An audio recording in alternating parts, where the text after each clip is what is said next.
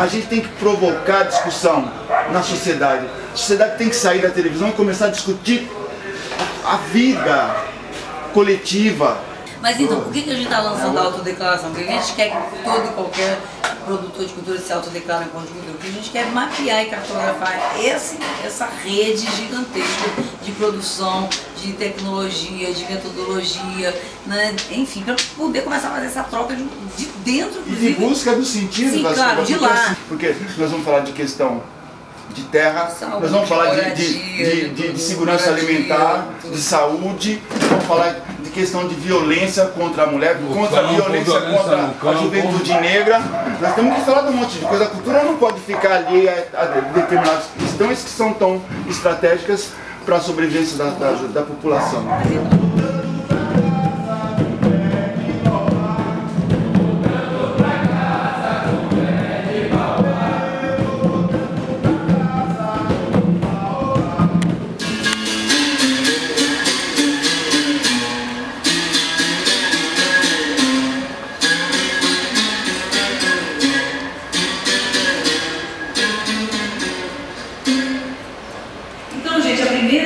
Questão que eu traria aqui, né, quer dizer, nós estamos diante de uma mudança de uma lei que traz um marco, uma luz nova nessa cultura jurídica de penalização, né, dessas experiências de processo cultural, mas nós precisamos trazer, né, esse corpo jurídico para o debate cara a cara com os pontos de cultura e conosco.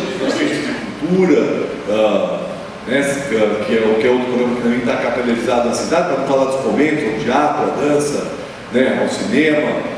Tudo isso forma no território uma rede de articulação de cultura no âmbito do território e ela, evidentemente, pode cumprir o papel que nós esperamos agora poder, né, ter isso de maneira mais clara. Ou matamos a cultura jurídica do Brasil, ou a cultura jurídica do Brasil nos mata, no sentido em que ela, efetivamente, ela não funciona nesse campo, né, cultural.